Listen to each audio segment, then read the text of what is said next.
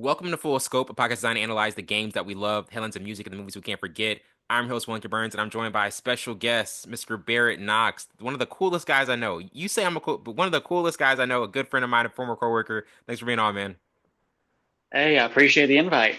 Yeah, absolutely, man. And for this episode, we're going to get into some first time ever. You're breaking ground because this is the first time Full Scope is in a political episode, and also we're having a Batman review in the second half. But I did want to get into a few like kind of current issues, current topics. First of all, kind of thoughts on President Donald Trump's current economic policies. Um, I'll say this first of all. It's really interesting because I am not the political savant. I wanted somebody in to like kind of give a different kind of insight on some things. And one of the things that pops out to me is the amount of debt that we're in as a country, like 36 trillion. It's just like staggering when we look at just people losing jobs, services being cut. To you, kind of like, what are your thoughts on kind of the current economic policies President Trump has? Well, there's a lot of thoughts to begin with. Like if you talk about just economic policy, that's they got to narrow that down immediately Yeah, because there's so much so involved, much. both like nationally and internationally. You're talking about global economic output. You got to chop that down as easily as you can. Hmm. So immediately, what we're looking at has really just been the tariffs on everyone's mind Yes. and exactly where this economic policy is coming from. So to begin with, like I believe I sent you literally January 20th, 2025, America First economic policy. Yeah. So using that as our baseline, what you're looking at just down the line is a whole lot of what many economists are calling neo-mercantilism. Hmm. So bringing back older economic ideas regarding how countries run, what their economic output is, and really how you describe your country as being successful. Yes. For sure. It's really interesting, and that's the thing because like um I mean, bro, you're again. As I say, I joke with Barrett. I think he should be a politician. I think Barrett should be an absolute politician one day because We're a as he little could be. ways away from that. I know. But I joke with you because I know. I mean, down the road, I mean, you really do have a lot of insights on this. And you said something. I mean, I just want to talk about some of the notes you had. You did say liberalism is not the future, but neither is this new mercantilism. What are your thoughts on that particular thing about neoliberalism and that kind of being something like you said? It's not the future, but you think neo-mercantilism is kind of like the current aspect, the current landscape of what we see today. Right. So a lot of economists from varying political spectrums would say that neoliberalism, as we understand it now, is either dead or dying. Whether you look at the China shock going into like late 90s, early 2000s, Yeah. whether you're looking at 2008 with the financial crisis, Hmm. if you're even just looking at the older ideas of going from Cold War, Reagan, like his Reaganomics, Yes. in contrast to the multipolar orders we have today. Like neoliberalism was very much predicated, like with Reagan, the idea of we will use these economic policies to beat the Soviet Union. Mm. Now, they extended far more than that. We're still living through the tail end, I would say, of those ideas. Yeah. Which you went from, we'll use neoliberalism to beat the Soviet Union, end of the Cold War, and then taking those same ideas and applying them to China. Right. Because quite immediately you have, well, there's not just the US, there's not just Russia. Now you have China becoming a very important Absolute country major. Yeah. and Major. beginning to be in the global economy. Hmm. Like neoliberalism was presented as like a merger of capitalism to say, well, we did it with Russia, now we'll try it with China, which clearly did not go the way as expected, because China shock, the very idea of China being such an important country today Hmm. just was not on wasn't on anyone's minds in the same way. Like it was a possibility, but as Yeah. far It as in the wasn't like West, the United it's now a States, reality. It's a reality now. Like they are, no. what I mean, it's like, oh, like that's not gonna happen. It's like that might happen, but then it's like, oh, you actually Right. have to adjust If to it. anything, it was to be avoided. Yeah. Like that was the idea for those policies. And Exactly. that's not what happened. At And all. even more so, yeah, even more so, we've gone through, okay, so we have America, we have Russia, we have China. You can talk about the EU, you can talk about BRICS. Those are simply economic powers, Hmm. not even individual countries. So you're thinking about that. You're thinking, I mean, NATO is political power. You're thinking about North American trade. Hmm. Traditionally, the last few decades, there's been American trade treaties solely with Canada, US, Mexico. Yeah. But then even going into India and Pakistan are in a similar sense following the same trajectories as China, Hmm. as well as what's been talked about for several years is considering, well, there's been a lot of economic papers written about how various African nations are emerging economies, like they're emerging first Yeah, world powers. that's not mentioned as much as It's it not should be. talked about It's very not talked much. about. It's not talked about. Like, Yeah. if anything, you'll hear it in a more of a derogatory sense in the US. Not so, well, in a little How long bit. I have you mean, noticed that? How long have you noticed that? Because it's something I've noticed, but I was thinking like, man, maybe it's just me that noticing that these African nations are not getting how long have you personally noticed that these African nations are not getting mentioned as much as they should be? I would say it's not so much noticing that they're not being noticed, so much as noticing who is noticing them. That's a great point. Yep, that's a great point. So, notably with BRICS, with China, with Russia, particularly with China, Hmm. like China has been pursuing a lot of economic development in African nations, Right. pursuing the idea of infrastructure, of economic development, and notably pursuing that where the US is not. Hmm. Like you will hear various African countries, African leaders who will go on record to say, like, oh, well, you say that we're becoming enemies of the United States, but we didn't exactly have a chance to be friends.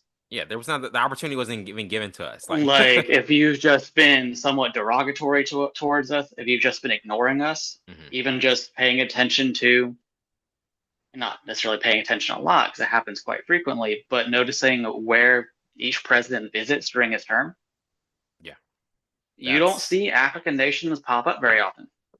ever, Or ever. in contrast, like direct contrast, it was only what, a couple, was it this last week, the week before, Hmm. that Donald Trump wanted to push the representative of South Africa out of the United States? Exactly, man. That's not building friends. Like, if you're You looking for allies, that's not the way to build them. it's actually a way to build enemies. Right. Build them pretty quickly too.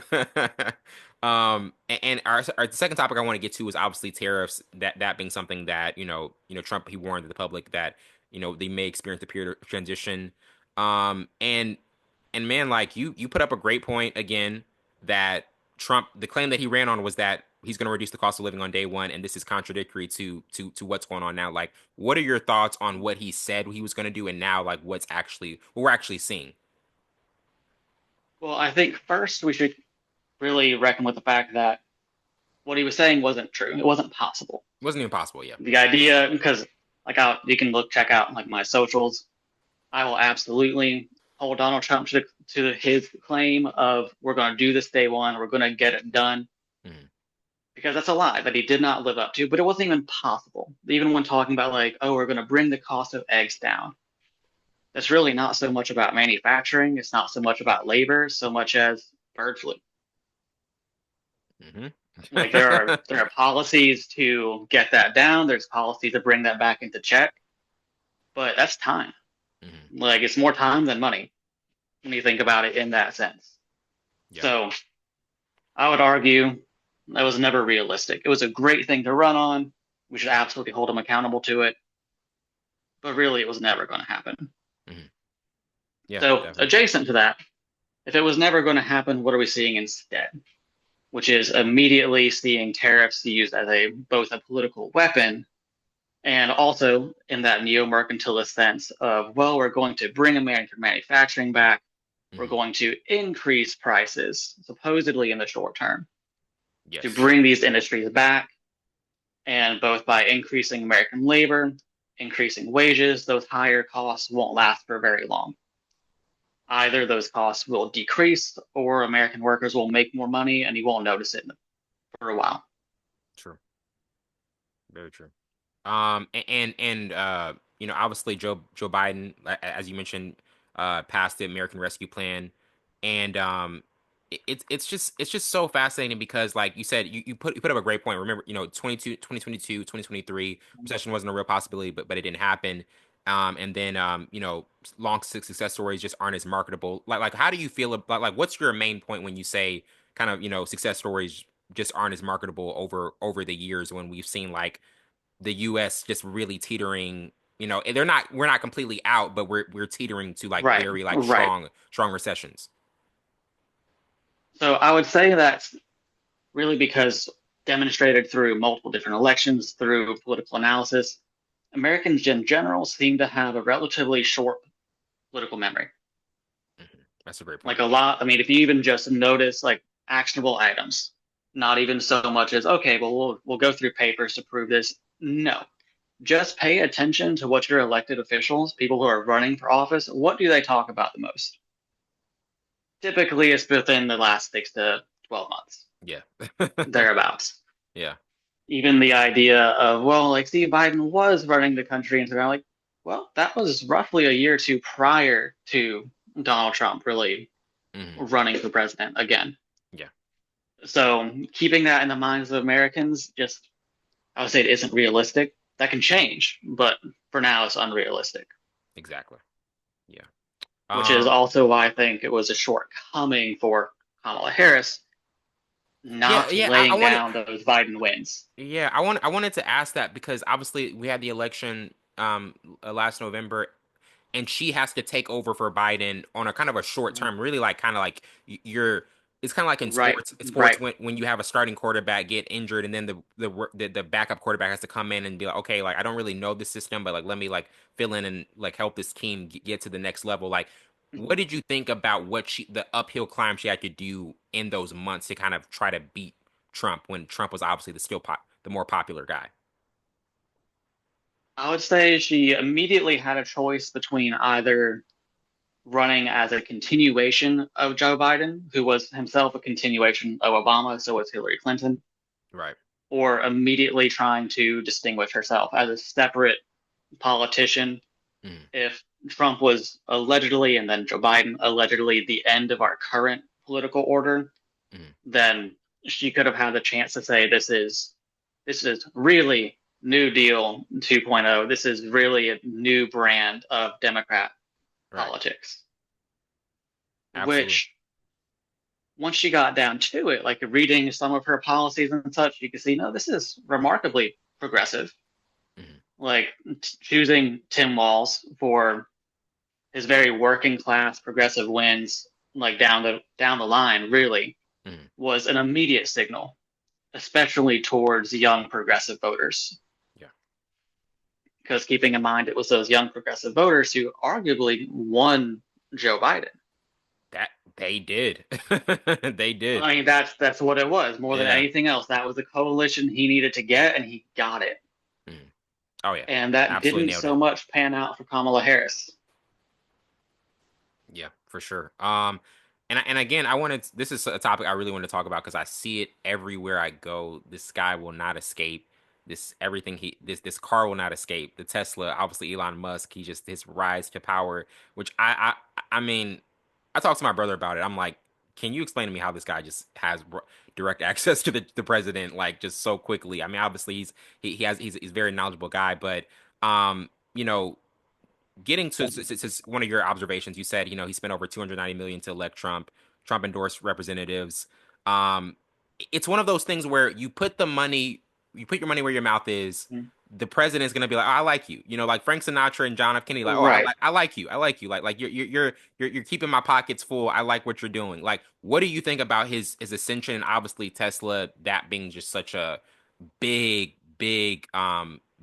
thing entity that's mentioned, and obviously you see those like there's a building when I drive past grocery stores on work, I see Tesla.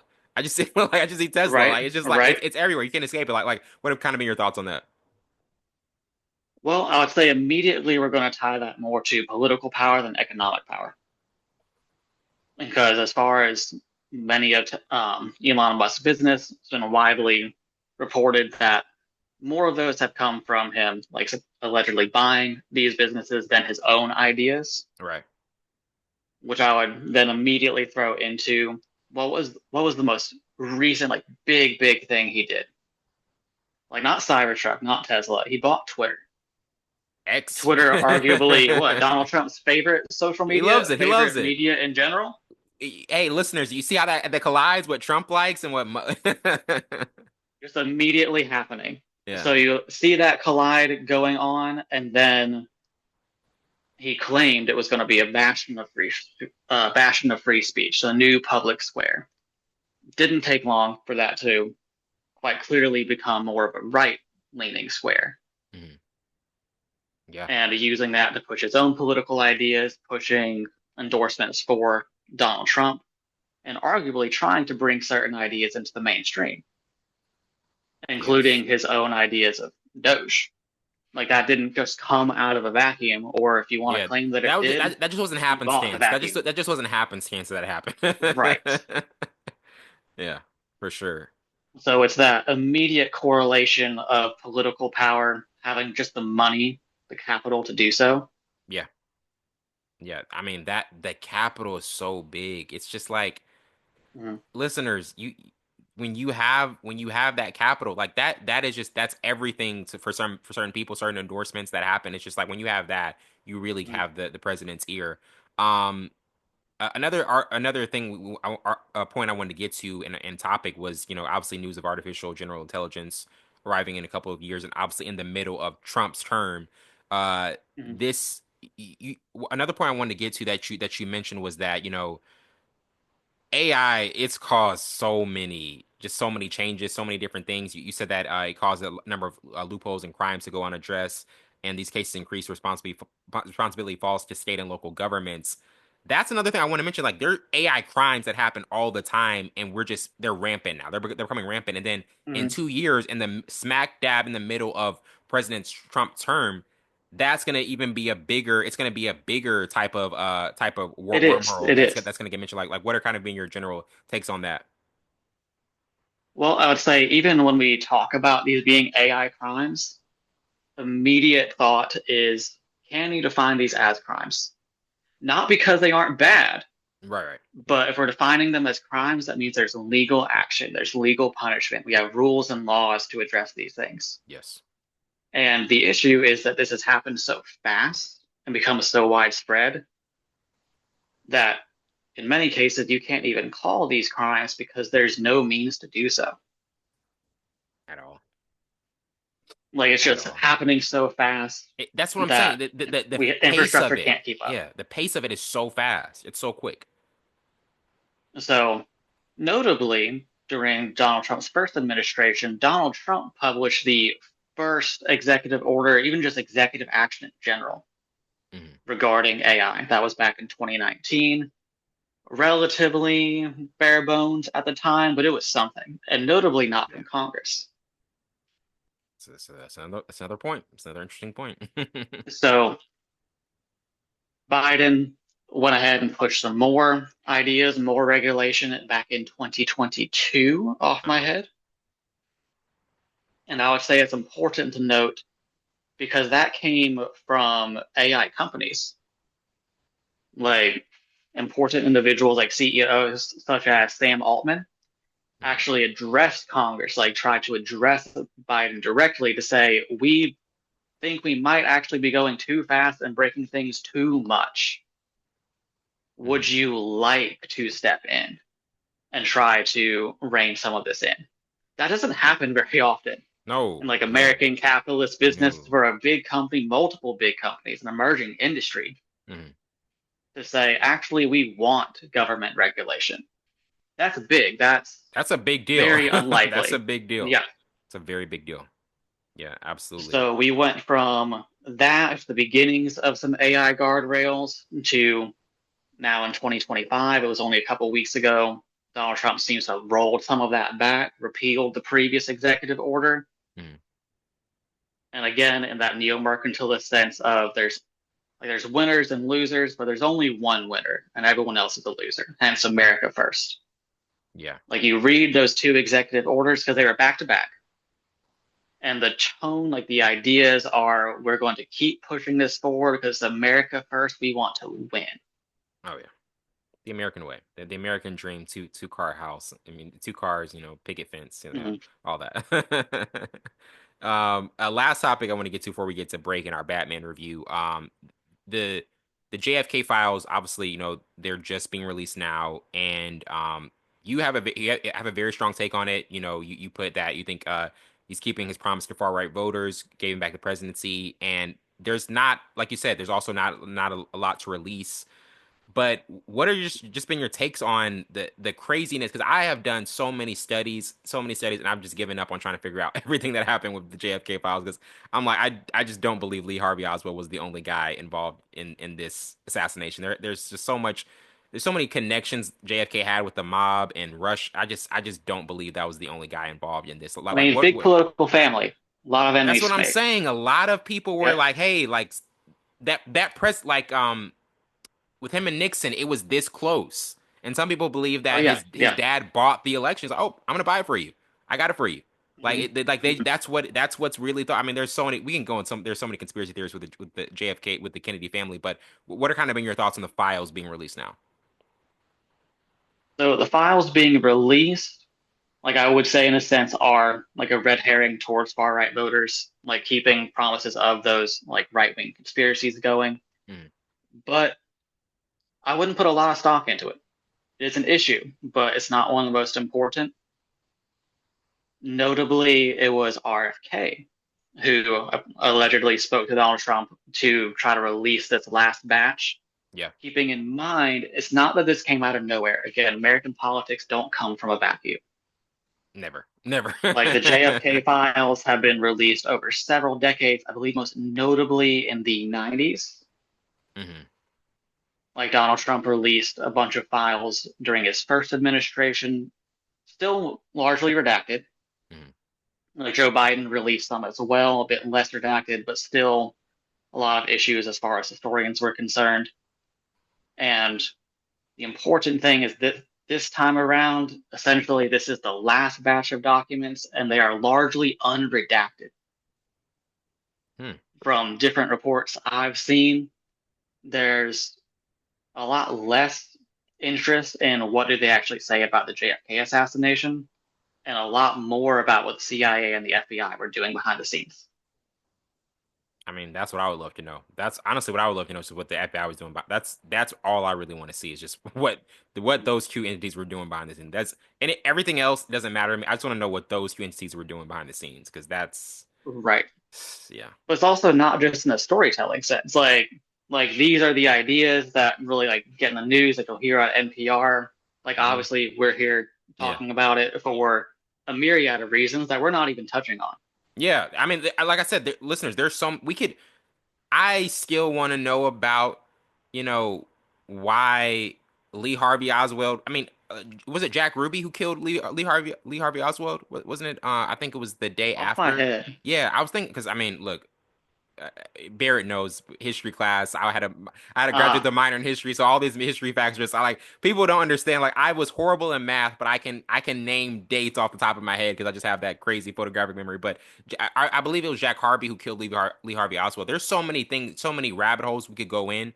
Like there's a mm, 10 part JFK podcast documentary that I'm listening to, and they're going like bit by bit, piece by piece on everything. Like that's a right. real breakdown of JFK. Like if you want a Hmm. breakdown of it, I mean, Hmm. so we're kind of getting to like the nuts and bolts of the files. But yeah, like for me, the FBI part of it, I want to know like what were they doing and just the full investigation of it because like the last nerdy thing I'll say, listeners, I know you guys are getting bored, but the magic bullet theory, remember the magic bullet theory, like I that. do. I believe I Did you have saw any that on the thoughts on History that? Channel because Yeah, we all did. did you have any thoughts on the magic bullet theory, like growing up, or just even in your older, like developing and maturing more over your recent years? I have no such thoughts. No such thoughts. Okay, it's Quite not such. frankly, I don't really anticipate what's the word. Like, I don't play around with the ideas of certain conspiracy theories, and Yeah. I So, do think it's a waste of time I in like certain senses, yeah, I can't stand and conspiracy it theory. obscures the political realities. Yeah. Because to me, Because we can I'm gonna talk be all real. If day I'm gonna be about very real, conspiracy theories to me are an excuse to not accept the fact that there's a reality going on. It's like, oh well, Hmm. this is Hmm. happening. I'm like, no, that's not what's happening. Like, there's something that's really going on, and you're ignoring it. Like Right. that's why I can't stand conspiracy theory. I'm like, that's not true. That's not true. That's just a way to just like we can argue conspiracy theories till the cows come home. But I'm like, what's actually going on? You know what I mean? Like, what's Right. actually That's going on? also the point of these files. Like, Yeah, because I'm less, again, like less interested in any ideas of how everything went down so much as because they're unredacted for one of the first times in American history, you really get a play-by-play of like what the CIA can and will do. yeah. Like their specific actions, like the money, time involved. That's more important to me That's immediately. And I say yes, immediately when it was like, what, 60 years ago, 50 yeah, years ago? yeah.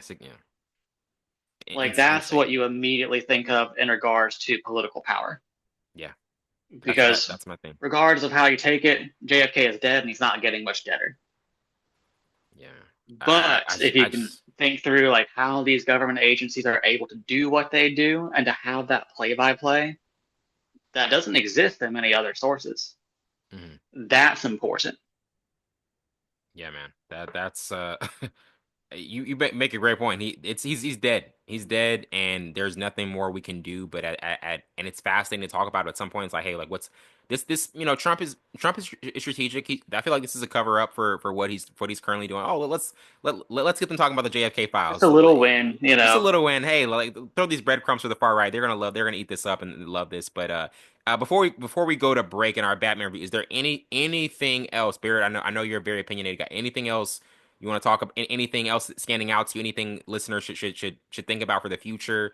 Hey, at one of my past jobs, I hear that robots are working now. Like I'll tell my mom, hey, iRobot's gonna happen in a couple years with the Will Smith movie. It's about us like we're already start seeing robots like at our Right, jobs right. now. You know what I mean? Like, I feel like it's the future's gonna get crazy. It's gonna get crazy. Well, to that, I would say pay attention to what is happening in Congress or not happening in Congress and what is directly happening with the president. Mm, There's a lot of what we're seeing is pushing the boundaries of executive action, pushing the boundaries of what the president can, as a single person, do. Whether that's grabbing college students in the middle of the night and trying to deport them, or whether that is just creating a new government organization called Doge through the president and not through Congress. yeah, It is those political realities that I think are more important than the cost of eggs, because these are exactly. the things that are going to like these are not weekly talking points. Mm, These are the things that if you don't pay attention to them every week, you will wake up in 2 years and go, well, this is just how it's always been. Because again, American politics don't just come from a vacuum.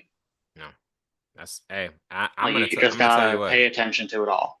I'm gonna tell you what. That's one of the best quotes of this episode. It does not come from a vacuum. It does not happen. There's no happenstance. Don't get fooled by it. I know we're on a lot of our listeners are on X a lot, but hey, don't get fooled by it. There's a lot of these things are intentional.